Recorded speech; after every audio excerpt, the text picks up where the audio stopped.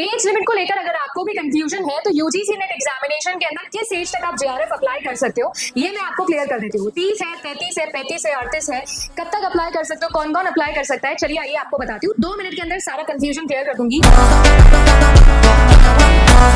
और जो ये रूमर्स से लेकर आप परेशान हैं वो क्लियर कर देती हूँ। सबसे पहली बात तो आप लोगों को मैं ये बता दूं कि अगर आप जेआरएफ अड्डा पर पहली बार आए हैं तो आप सभी लोगों के लिए चैनल के ऊपर detail paper 1 and paper 2 classes लेकर हमेशा मैं आती रहूंगी, तो सब्सक्राइब कर लीजिएगा। Zero to JRF by Aditi ma'am मेरा एक और चैनल है जिसमें मैं पेपर 1 की डेली क्लासेस आपके लिए डाल रही हूँ।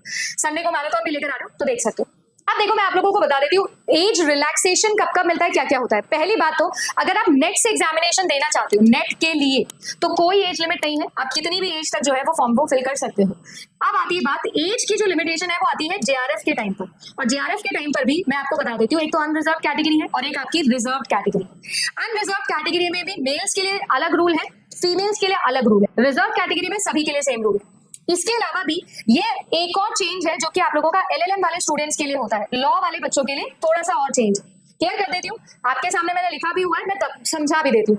अगर आप यूआर कैटेगरी अनरिजर्व कैटेगरी के मेल हो तो आपका एट मैक्स एज 30 साल होनी चाहिए। 1 जून 2026 तक 30 साल के होने चाहिए, इससे बड़े नहीं होने चाहिए, नहीं तो आप जेआरएफ के लिए फिल नहीं कर सकते।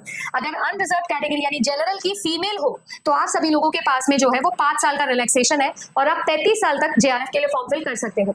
अगर आप रिजर्व कैंडिडेट हो, मेल हो या फीमेल हो कोई फर्क नहीं पड़ता, 5 साल का रिलैक्सेशन है और आप सभी लोग जो है वो 35 साल तक की उम्र के अंदर जेआरएफ फॉर्म फिल कर सकते हो। जैसे मैं अदिति शर्मा हूं, मैं एक अनरिजर्व कैटेगरी की फीमेल हूं तो मैं 35 ईयर्स तक जेआरएफ के लिए फॉर्म फिल कर सकती हूँ। ठीक है, ऐसे ही एलएलएम स्टूडेंट्स के लिए एडिशनल 3 साल जो है वो इनको मिलता है रिलैक्सेशन ओवरऑल। मतलब ये 30 वाले 33 में दे सकते हैं, 35 वाले तक 38 में और ये भी 38 में। तो इस तरीके से जो है वो आप लोगों का एज रिलैक्सेशन जो है वो आपके जेआरएफ के लिए होता है। ठीक है, अब 30 में देना है, 33 में देना है, 35 में देना है या 38 में देना है वो इस बिहाफ पर डिसाइड हो जाएगा। फिर भी कोई कंफ्यूजन है कमेंट सेक्शन में लिख देना, क्लियर करने के लिए छोटा सा वीडियो वापस लेकर हाजिर हो जाऊंगी। चैनल पर नए हो तो सब्सक्राइब कर लेना क्योंकि authentic information and quality content, इसीलिए जेआरएफ मतलब जेआरएफ।